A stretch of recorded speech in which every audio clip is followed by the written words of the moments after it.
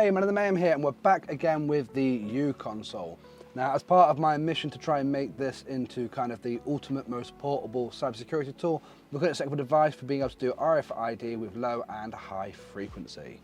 So to be able to do that, we are going to use my Proxmark3 Easy with the Midwest Gadget antenna boards on there. So we've got the high frequency here, and this one actually gives you a better read with implants, and the low frequency one here doesn't actually make much difference to your reads, but does give you a much thinner form factor. So for anyone who doesn't know what the Proxmark is, it is a USB device that allows you to read access cards that are high and low frequencies, like these ones in front of you now. And the reason why I want to get it up and running on the uConsole is so far I've got GPS, I've got 2.4 gigahertz Wi-Fi on here, I've also got Meshtastic, so I'll be able to send Meshtastic messages, and I've also got a software-defined radio in here. So by adding in the capabilities of being able to do low frequency and high frequency RFID, that's just going to expand my availability of what I can do with this device on the go. So first off, we're just going to get it plugged in, and then we're going to install the software. There we go, all plugged in and ready to go. Let's move across to the desktop where we can actually start installing the software. Hey, Mayhem from the future here, just to let you know that this actual install should actually work on Debian, Ubuntu, Kali, Parrot OS, Raspberry and DragonOS. So if you're using any of these particular OSs through your Raspberry Pi or through any other form of hardware, that will also work too. Right, so now we're over at the desktop, we've got a slightly different view. So what we're doing here is I am using Raspberry Pi Connect to be able to control the uConsole wirelessly. So I'm just connected through my network here, and then I've got a nice little video down the bottom right hand corner so you can see what the uConsole is doing in real world as well. So what we're going to do is come over to our web browser. In our web browser, we're going to come over to the Proxmark3 GitHub page. And as you can see here, I've already got it, so it's brought us through to the page where it will show us the Linux installation instructions. And it's really, really simple and really, really easy to get up and running. So first off, we're going to copy this section here. This is going to update, upgrade and remove any unneeded packages. So let's get our terminal open and run that.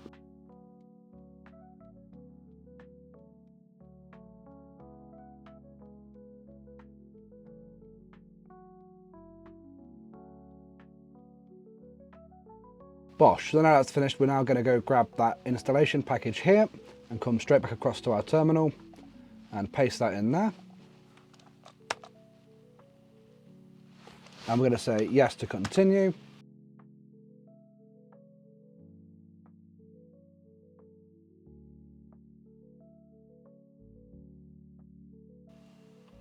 So now we've actually installed all the requirements, we now need to come all the way down to the bottom of here, where we need to actually clone our repro. So here we go. So this is where we need to get our repro from. So let's just paste that into this nice fresh terminal. So that's now cloning now. Now it's finished cloning that, we're going to come into a fresh terminal where we're going to quickly just type ls. Then we're going to change directory into Proxmark3. Inside here we're going to go ls as well.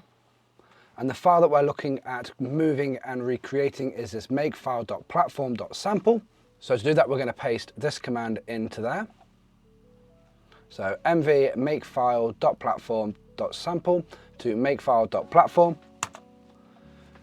Then if we ls again, you should see that that now exists there. So as you can see, it's this one here, makefile.platform. So we're then going to go nano makefile.platform.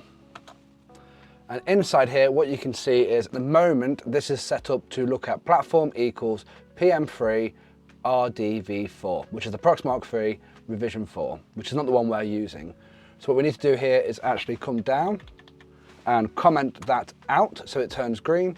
And we're using the Proxmark3 revision 1 or 2 or easy. Now ours is the easy. So we'll come down here and we will then delete that comment out, give it a Control X, yes to save, and then enter to save it as the name that we already previously had there as makefile.platform with a capital M.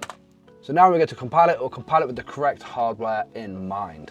We're going to come back across to the GitHub page, and then we're going to come across to our compile instructions and compile the software itself. So we're just going to grab this here, and we're going to cd to Proxmark.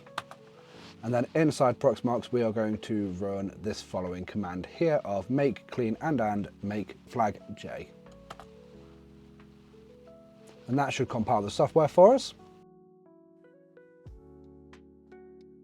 And now we're just going to paste in this final command here, and this will finally install the final software.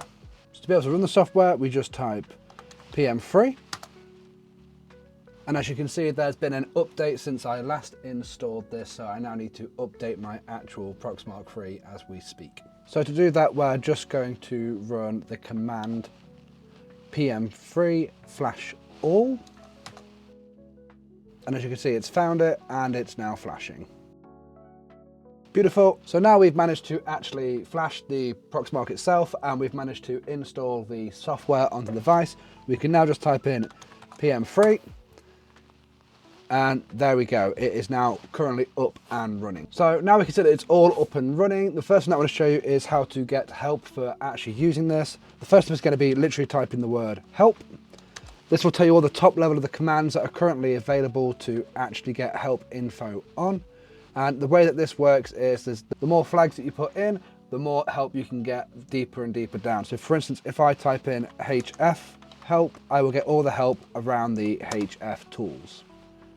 So one of the things that I like to do as just a test to make sure things are working properly is I really like to do a HF tune, and then I can grab one of my wonderful Midwest Gadget field detectors and I can place it on top and just see that my reader is actually doing the correct thing. So now that the reader's working beautifully, we can actually stop that by hitting enter. And now what we're going to do is we're going to pick one of our cards, which is going to be this one here, and I'm going to place it on top of the reader, and I'm going to run a basic auto. And what this will do is it will start with low frequency and we'll search the cards, and then it will then try doing high frequency if it cannot find one. Now, as you can see here, this has already found a card very, very quickly and very, very well. We can see all the information of the card there, which allows us now to be able to actually make changes, copy, and do whatever we want to with this particular card. What I will say is this particular card is a tricky fish. It is actually two credentials in one. So this is a T5577 low frequency card. It's also a Gen 1A Magic MIFARE card as well. So to be able to read the high frequency, I'll be typing high frequency, and then it's going to be MIFARE, and then if we type in help, we'll be able to actually see what the next commands that we can actually run on this particular command. So the next one that I'm going to run is actually going to be high frequency MIFARE and then info, and this should give us all of the information that is about that card. And as you can see, there is that magic capabilities of Gen 1A. So that's about it for this video. I really hope it was helpful. The main idea was to start building on this Cyberdeck to try and make it have much more functionality. And if you do want to get into RFID, I very much recommend going down the route of getting a Proxmark3 Easy, as long as you get the 512 memory one.